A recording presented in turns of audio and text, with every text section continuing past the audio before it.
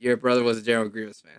Well, yeah, he loved the bad guys. That makes sense. And General Grievous, even though a lot of people used to clown on him because of his appearance in episode 3, but really Clone Wars is what legitimized General Grievous. Say, I thought he had a cool appearance. I like this persona. Yeah, I did too, but a lot of people clowned on it, and I don't know why. And it wasn't until Clone Wars that people legitimately gave him, the respect that he, I guess, needed as a character. Kind of funny, huh? That's weird because I never saw that perspective, but I guess that's just what the more modern fans were talking about back then, like when they were our age. But Well, yeah, we they were older too. yeah, but here are us talking about Star Wars, and we're here to do this podcast to talk about pro wrestling. Hey, is this recording, by the way? Yes, this is recording right now, and I might keep this in this audio. Yeah, go ahead, dude, please. I think people enjoy small little moments of us geeking out, just I mean, being. no. I was just gonna say we're geeks anyway, so what's the point of it? To hide from it. Yeah, if only we were Daily Geek and if we could just do this every single week. I wonder. We're not bringing back Geek of the Week, people. Darn it. Episode 7 not confirmed. Huh? How's episode 7 not confirmed? Ooh, damn. Yeah, I think he's gonna haunt me for this for the rest of my life. But Happy New Year's, everybody! I hope you all had a great and safe holiday. 2021 is finally here, and we can finally get rid of shitty ass 2020. And what way to start off than to do a podcast? Because I think, well, this is not really much of it. And I think the last thing I posted on YouTube was a podcast with me and you, Bruce. Oh, wow. You haven't uploaded anything? You Uh, didn't do movie reviews? No, here's the reveal. Well, not all of it.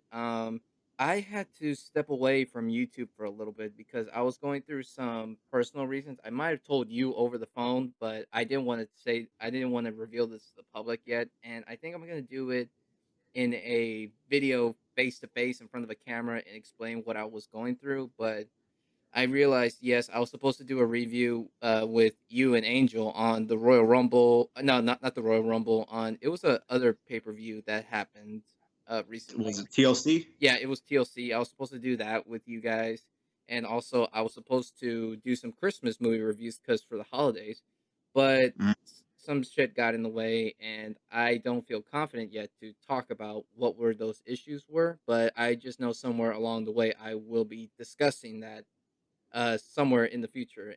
But for people who were expecting some videos, kind of like you and some friends and other people who have subscribed to this channel, for those who were expecting it and uh, for those who were expecting new videos and they did not get any of that, for that, I just want to say that I'm sorry and hopefully something like that would never happen again.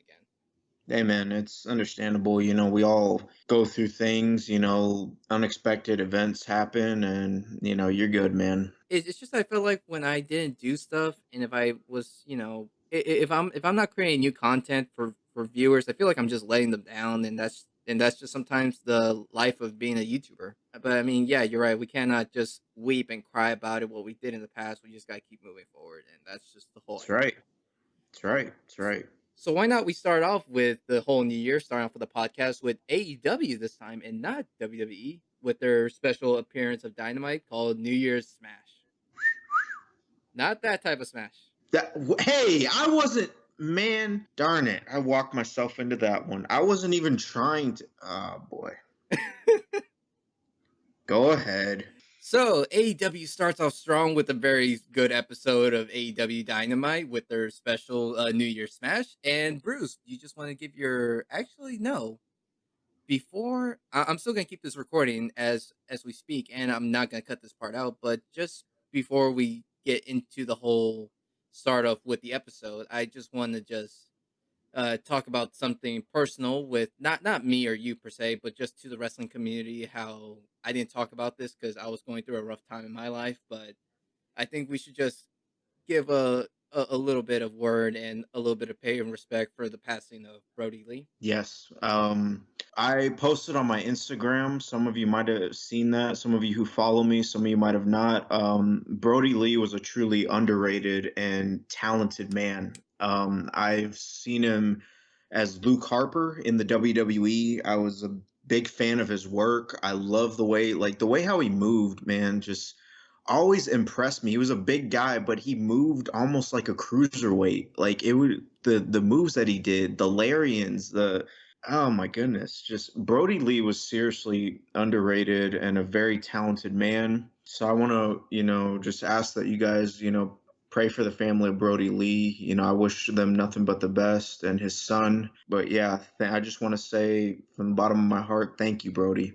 Thank you for all the entertainment, all the matches that you gave us, whether we knew you as Luke Harper or Brody Lee, it doesn't matter. But just I want to say thank you, Brody, from the bottom of my heart, and Godspeed. Yeah, I don't know if I could ever say anything better than what you have said, Bruce. It's just that when I first met Luke, I first knew him as Luke Harper back in the early 2010s when he was with the Y family, and I never really saw much about him because I think it's just because WWE didn't push him as far as he can be because he's always been that underrated wrestler.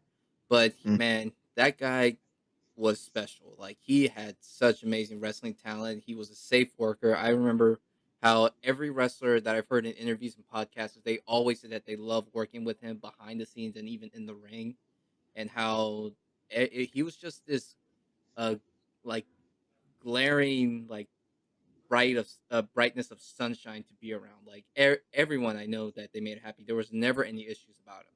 Yeah. Even Jason Jordan said that Brody had the honor of holding his baby girl.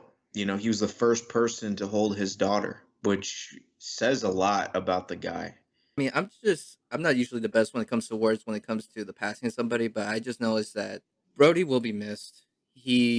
I was able to get a glimpse of what he was fully capable of when he debuted in Dynamite. Had he lived longer, we would have seen. I mean, don't get me wrong. What he already left in AEW was already an impact, Right. and just what he did with the Dark Order. I mean, don't get me wrong. People could always argue and saying that it could have been better, but when it comes to Brody Lee, I just noticed that he always gave it his best, and I don't think you could just ask for any more from him. Amen. I agree. And for that, to the wrestling community, me and Bruce, we would just like to send our condolences, our thoughts, and prayers to Brody Lee's family, his friends, and everyone out there who is mourning this loss from him. So may God be with everyone. Amen. Thank you, brother. Thank you.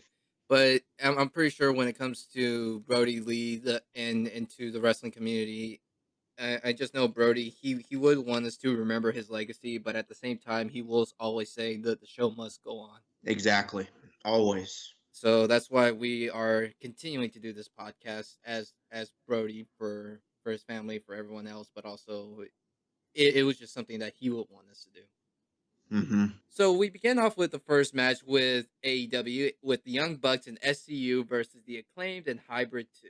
Bruce, SCU. you want to Sorry. get? Oh no, sorry, it's all good. Bruce, you just want to give your thoughts on it? Okay, so I don't I'm not like an avid like AEW fan. I haven't seen this is the first time that I saw AEW since late 2019 when the company first started and when the show was barely being broadcast on TNT. So I gotta say, this match left a huge smile on my face. Just anything with the Young Bucks is automatically money. These guys are always good. They're so, oh my goodness, these guys are super, super talented. Like, you could argue that the Young Bucks is arguably the best tag team in pro wrestling to date. Which they are. And yeah, they are, in my opinion, And MJF, to me, is still the best heel in the business. I don't care what anyone says. But, oh my goodness, just this match made me kind of go, okay, what was that and what happened? Because that was so cool. Like it was so fast paced that I almost don't remember a whole lot. But man, dude, these guys just the charisma, the way how they, oh my goodness, these guys brought it. Basically, they brought it. I'm speechless. I can't put into words how much I really love this match, dude. This match was great. I'll tell you what put me speechless when the Acclaimed, or I think it was the Acclaimed, or when Hybrid 2, when they were doing that rap and they had a John Cena reference. Oh They yeah. Like, I'm like I was like, dude, are you serious? I'm like, "Can you actually can they actually reference their name on their show?" I was like, "Can they do that?" they they got away with it. It's they get away with it somehow. I don't know. I mean, heck, they take subtle shots at Vince, even though they don't mention his name, but you know it's a subtle shot. But I anyway, I don't remember the shot that they gave to Vince when he texted me on Snapchat, but if it's about this match, you can tell me, but if it's not about this match, tell me later. Which I'll one?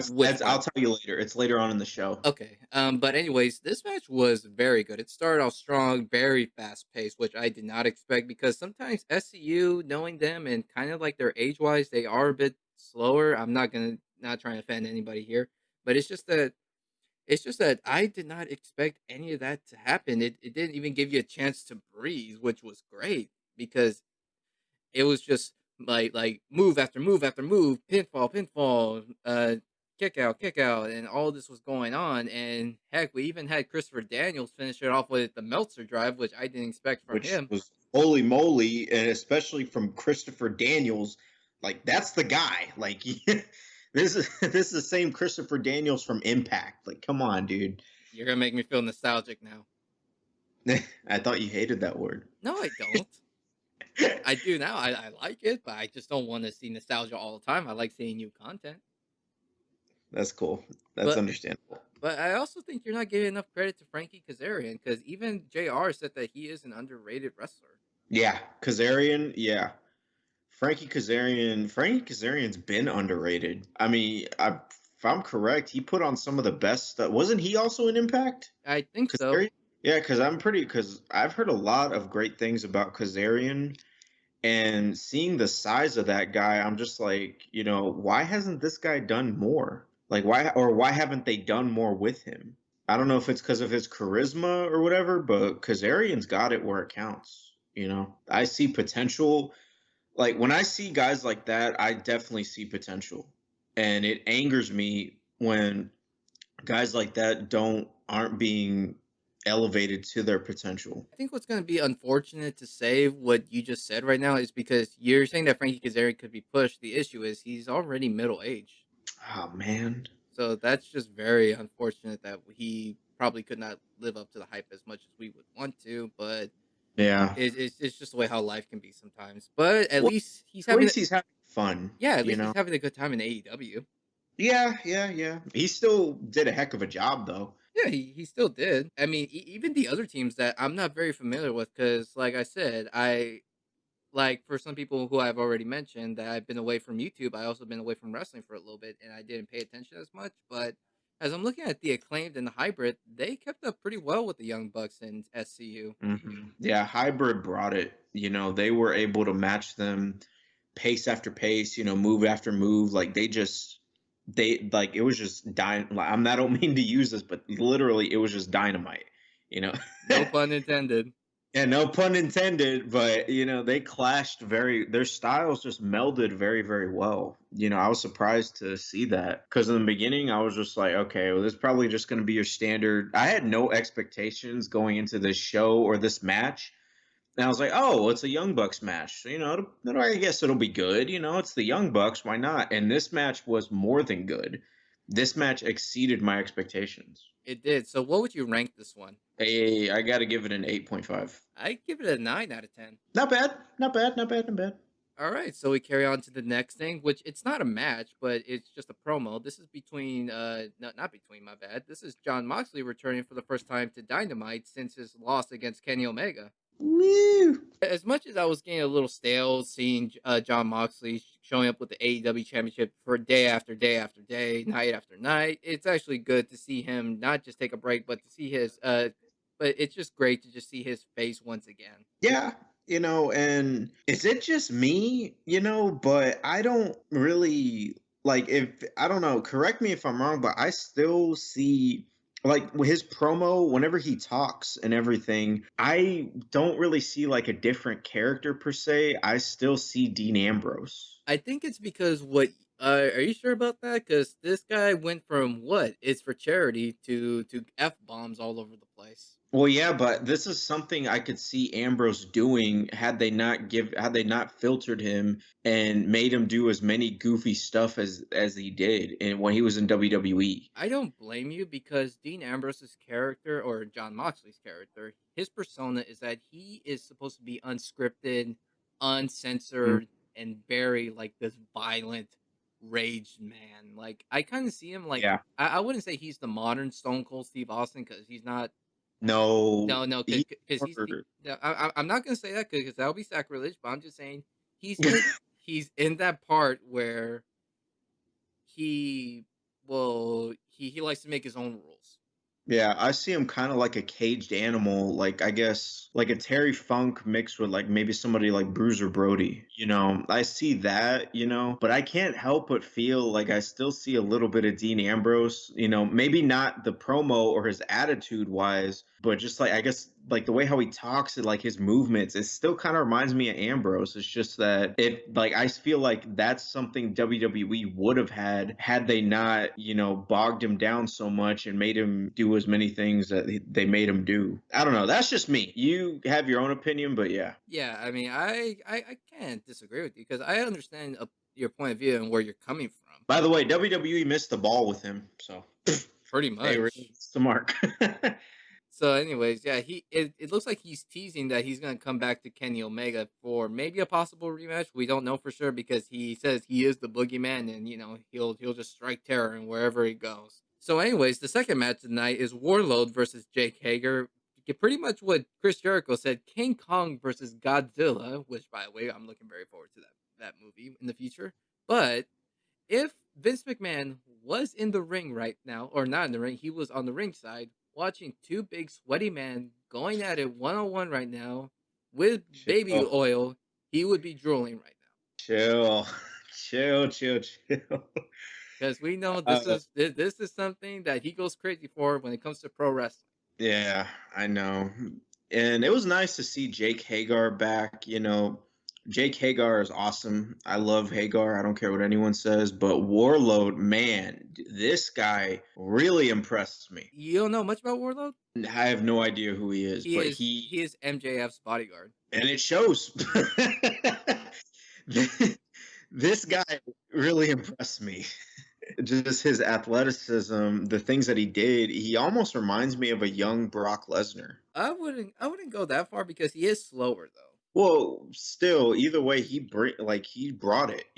I don't know. Like this guy really just left an impact on me. Well, I would just say this. I mean, it was not a match that I wanted, but I know that they've been kind of building it up just for as a friendly competition because, as they said on Dynamite, the Inner Circle, which is Chris Jericho's team with MJF and all the other people, they're like saying, like, we can't get along with each other. I don't like you. This guy doesn't like me. And they started off this feud with Warlord and Jake Hager was because, hey, he was staring at me weirdly. No, you were staring at me weirdly, and then they just wanted to just go at it. That's literally it. That's pretty much it because the inner circle couldn't get along with MJF and Warlord. Oh, good lord. But basically, these two big sweaty men going at it, and I was impressed. Warlord did better than I think he does better with bigger guys than he does with small people. Because the one time he fought, I think it was Darby Allin or something. I could be wrong, or Jungle Boy. I think it was Jungle Boy. My bad. He looked very bad and very technical. Because you know how Brock Lesnar is good at fighting smaller people smaller than Yes. him. Well, it's kind of like the opposite for Warlord. Warlord does not do good against people smaller than him. That's pretty surprising because generally big guys, and you can go back to the 90s, like big guys like Diesel. Diesel did amazing with guys like Shawn Michaels or 123 Kid, and even then, heck, look at Brock Lesnar and AJ Styles. Like they had an amazing match at Survivor Series one year, and it's kind of surprising to see a big guy like that. That's kind of something that WWE has been after for years, is a big guy who can do amazing with another big guy. And Wardlow just happens to be one of them. Yeah, so they bet they got something special there because if Vince McMahon snatches him up, oh boy. Like I said, all you need is a baby oil and we're good. Chill, chill, chill, chill, chill, dude. So, anyways, Wardlow finishes Jake Hager off with an F10 called by Chris Jericho. It's pretty much an F5, but on steroids because he spins around and throws him in the air. He doesn't like grab him by the neck and like a Yeah. DDT like an F5 would, but he just twirls the It's shit out of Jake Hager, and that's how he finished it. I was like, it's damn, like an actual like it's like a I guess like a helicopter propeller in a sense. yeah. That's what it looks I but was also, it looked devastating. it did I look gotta say. It did look devastating, and I thought Jake Hager was going to win this because I thought they were going to give Jake Hager more attention, but no, they gave it to Wardlow, which surprised me. I didn't know who was I didn't know for sure who was going to win, but I was satisfied.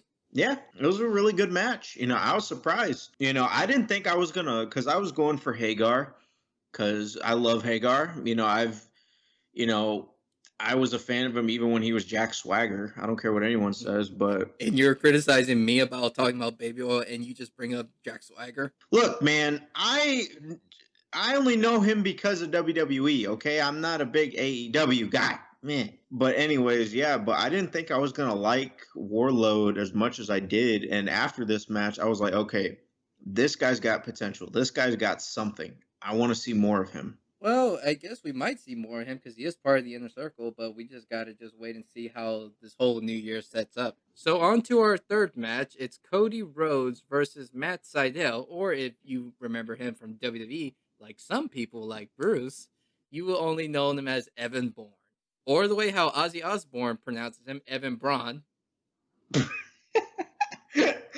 If any of you remember that during the guest general manager appearances, you He's remember what I'm 11 talking burn. about. It's 11 man, but it's Matt Sydal, people. It's Matt Sydal. No more Heavenborn. That stuff with a peace sign is over. Okay. But Cody comes out with Snoop Dogg, and not just that, Snoop Dogg has like a gives like a new version to Cody Rhodes' new theme song, which I wasn't very fond of. It just didn't. Yeah, I like the old one better. This Yeah, new one kind of felt forced. like I'm all right with him doing the Sasha Banks one, but the one because Mhm. it fits the tone. But when it comes to Cody, it just doesn't match. Yeah, that's just not Cody's style. But I thought the match was good. It was. I think Matt Sydal is having much more of a better time than he ever did in WWE. Oh yeah, hands down. I was rooting for Cody all the way, and both Cody and Matt, holy crap. I love Cody. I don't care what anyone says. Matt Sydal is awesome. He was always awesome. I don't, this is a guy that's truly living up to his potential, the potential that was, I guess, hidden away from him in WWE. And then finally, it took a major promotion like this to really bring out, his character and what he can do in that ring. And both of them, really brought it. This was awesome. Yeah, I'm always gonna be supportive for Cody because Hmm. for what he's done for AEW. It's just that I couldn't take it seriously with Snoop Dogg being the coach. Understandable. Because here he is, he's covering his mouth with what Jericho said with a Waffle House menu, and he's like mouthing, and there's at one point they turned the cameras from him on the side, and it looks like he's supposed to be mouthing some words, but Snoop Dogg's not even moving his lips. Some like funny bloopers right there, but at the same time, they finished it off pretty good. And there was at one point I thought Matt was gonna win, Yeah, that was seemed pretty darn close, but Cody just still kept trudging on and was like, "No, dude, I'm gonna beat you," and he did. but after, like you said, after when Cody beats him, a few of the wrestlers that were unintentionally attacked by Cody because during the fight that happened. Yeah, it was who got what's his name, Pentecosto or whatever. I'm not very familiar with those wrestlers. Yeah, Pentecosto and Luther. They can't because we all know because of the pandemic that they're having wrestlers. They're the live crowd.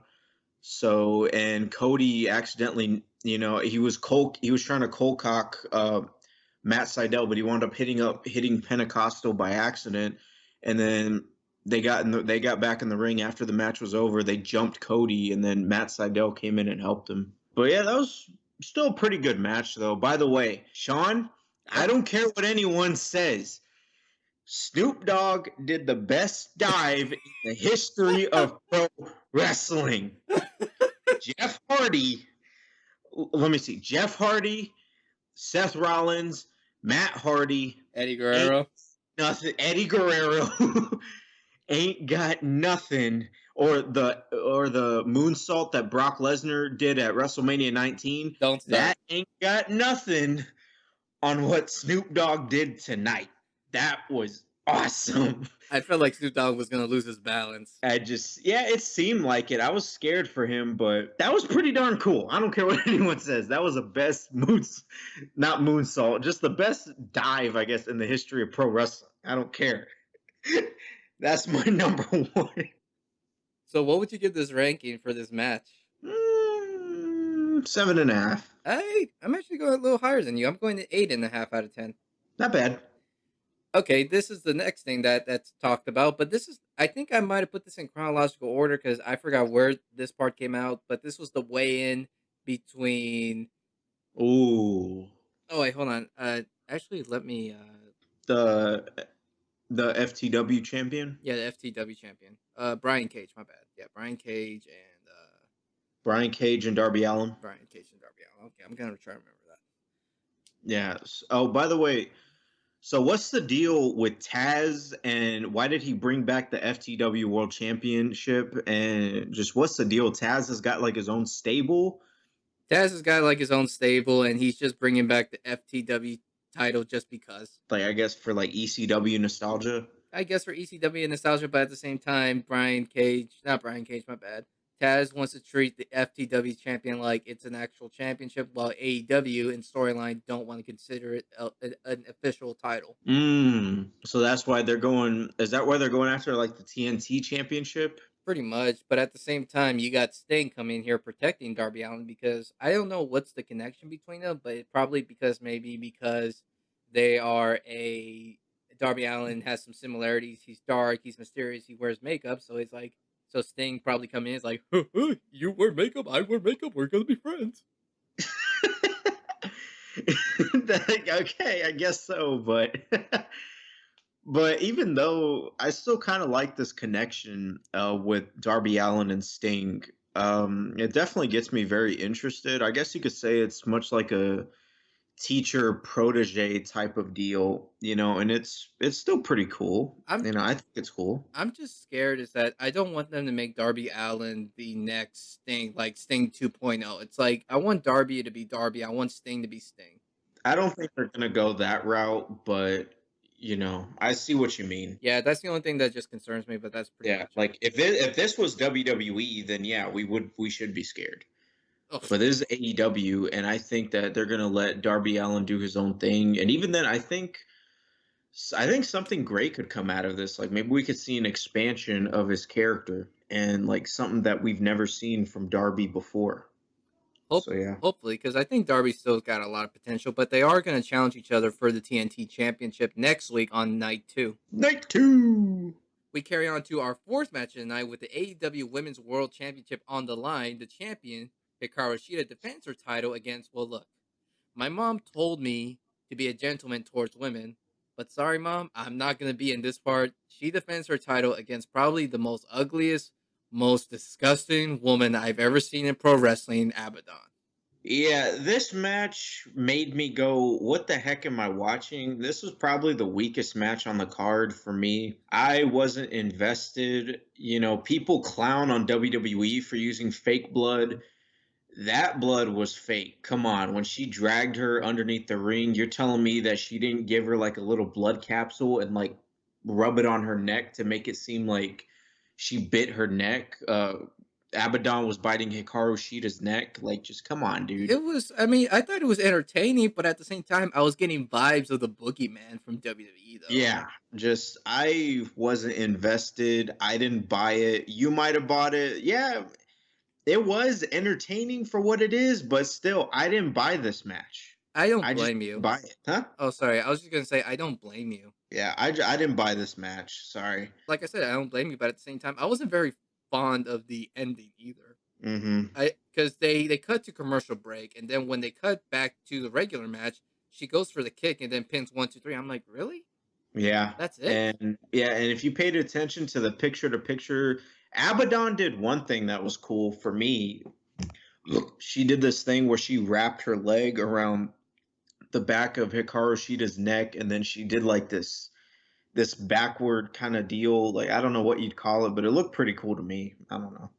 But you were right. This is the weakest match of the night, and it's just sad to say because you and I we both support women's wrestling as well. But it's just Of that course. the women's division it still just sucks Yeah, I don't know what to say. because WWE took all the good women. Yeah, and they WWE. I wish they would bring back an all women's pay per view because WWE Evolutions was amazing. Even New Japan does awesome stuff with the Yeah, women.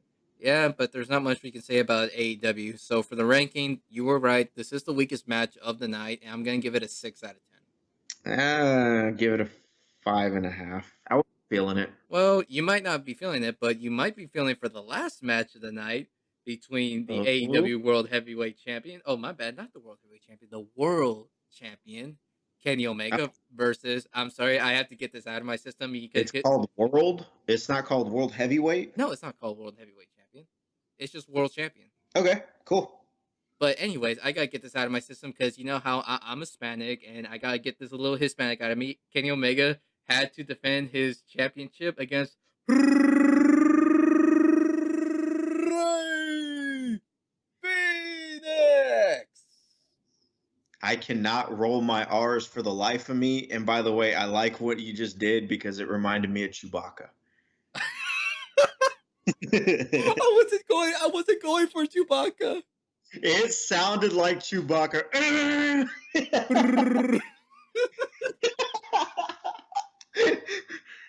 I was trying to roll my R's. I wasn't trying to be Chewy. I know. Yeah, it was unintentional, but that was still pretty funny. But besides all that, you have the right to talk right now because Bruce, with Yeah. all honesty, what did you think of this match? Mwah! Ray Phoenix and Kenny Omega is tranquilo.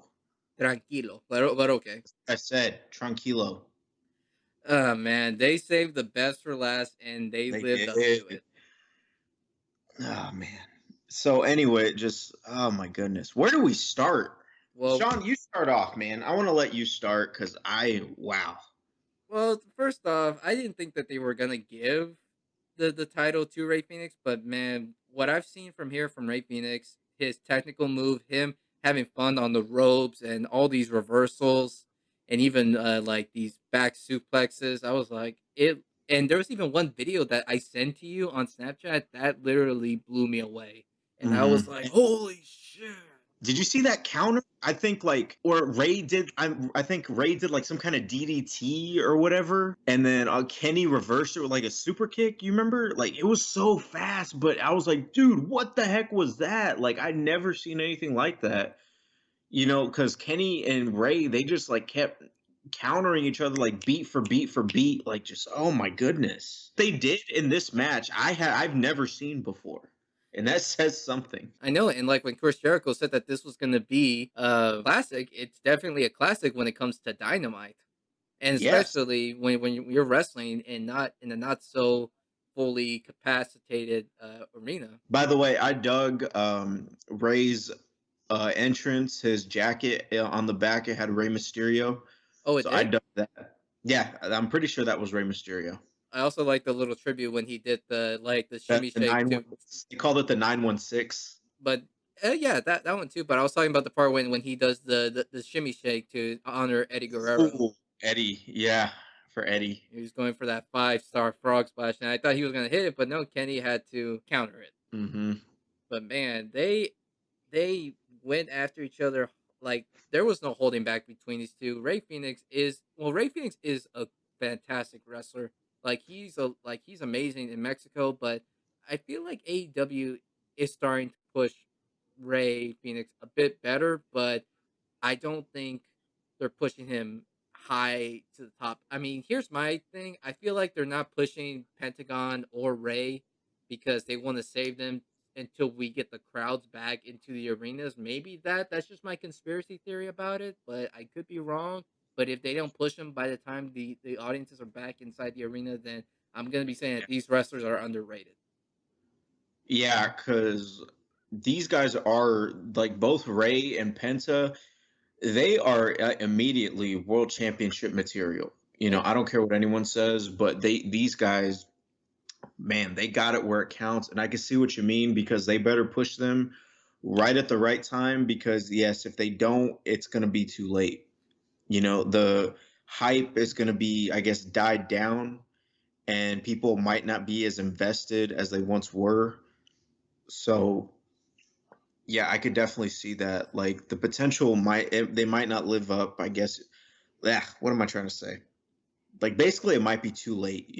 Well, hopefully Cody and the rest of the other writers and the producers know when they see talent.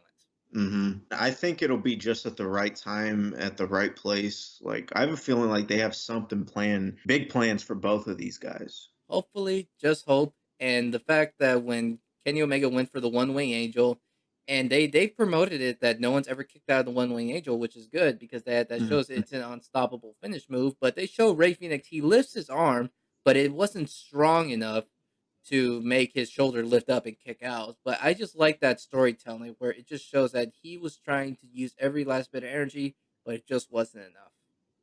Yeah, I agree. I love storytelling like that. Like, he gives it his all and, you think he's down for the count and he's like, "Nope, I still got something else up my sleeve." And just it's just such good storytelling.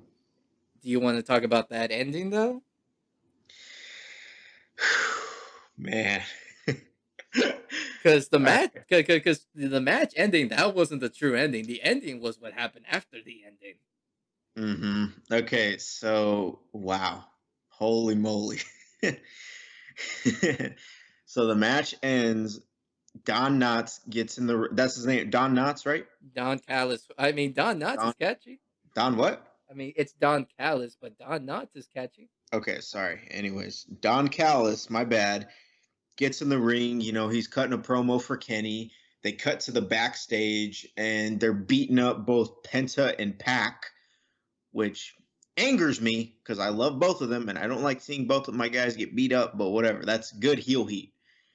So, anyways, yeah, Callis is cutting a promo. They're going to work on, they're going to work on Ray. They're beating him up and everything. And I believe the crowd starts stepping in. Some of the wrestlers start stepping in. Yeah, they did. Right? Yeah. Yeah, some of the wrestlers start stepping in. They're trying to help them. They get beat up, and then Moxley comes in with a barbed wire baseball bat. He starts beating the heck out of Cody, and then right then and Cody. there, Cody. I mean Cody, Kenny. Kenny, my bad, Kenny. He starts beating the heck out of Kenny, and then similar to their WWE debut, the Good Brothers, Gallows and Anderson, come in. They start beating up Moxley, and in a way that's similar to their I'm saying that because if you remember back when they debuted in WWE, they beat up John Cena, and it was amazing to see. And so yeah, they beat up Moxley for like a little bit. They beat Kenny get they beat up a different John. Yeah, that's true. They beat up two different Johns during their debut. That's crazy, isn't it? Well, technically, it's not a debut. They just came from Impact as a special appearance. Well, still, either way, but yeah, they beat up with two different Johns. And yeah, they're going to work on Moxley, and then all of a sudden the Young Bucks come in. They're just like, "Yo, dude, what are y'all doing?" They're trying to quell the situation, and they make it seem like, what's going on? Like, are they still are they still good guys, or are they with Kenny now? And who did they super kick? I forgot.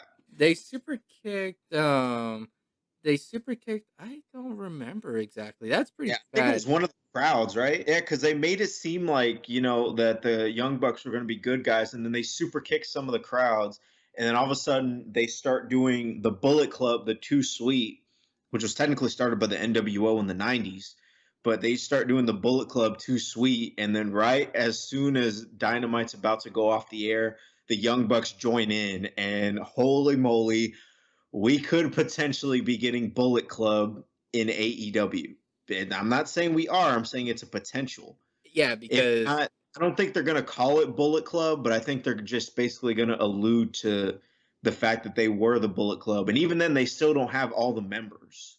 yeah, but you got to remember that AEW is having a partnership with New Japan Pro Wrestling, and Isn't it just a little coincidentally that Kenny Omega in storyline, he is trying to be the collector of many belts for many companies, but at the same time, his long partner, or not long partner, his long best friend in wrestling, Ibushi, who won the IWGP Right. and Intercontinental Championship because they were the what were they called? The Golden Lovers, I believe. So imagine what kind of storytelling that'll be if Kenny, as a heel, decides to go after his babyface brother and best friend. Ooh, that's one Wrestle Kingdom that we gotta watch. I know this actually makes me want to watch. This makes me want to get up at 4 o'clock in the morning and watch New Japan World. I don't blame you.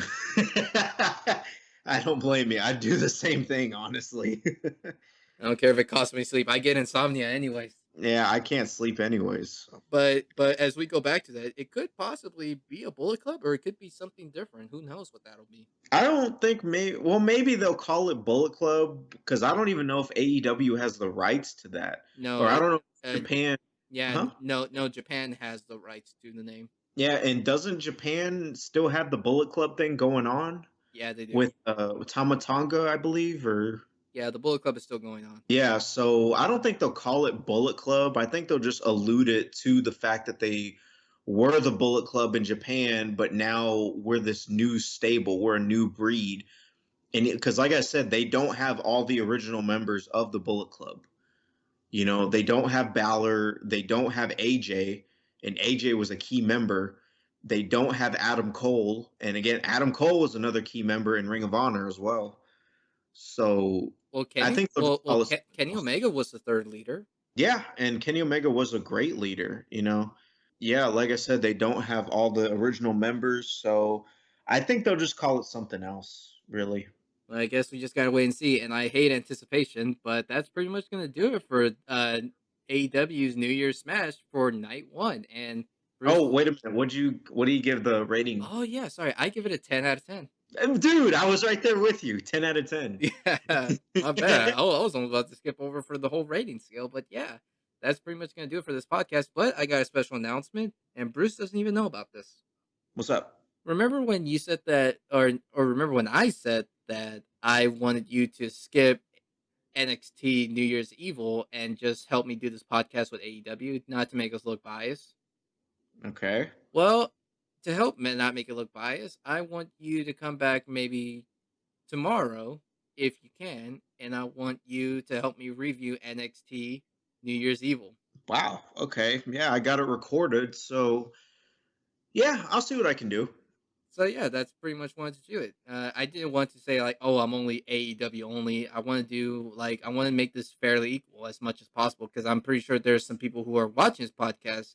They say, it's nice that you guys talk about AEW, but I prefer NXT. Or there's some people saying, oh, it's great that you guys are talking about AEW, but I don't like NXT. But I want to make it seem like it's fair for both.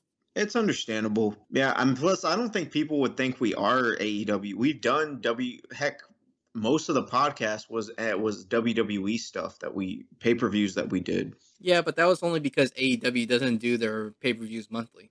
True, true, true. Well, okay, yeah. Let me see what I can do tomorrow. If not tomorrow, maybe Friday, the latest.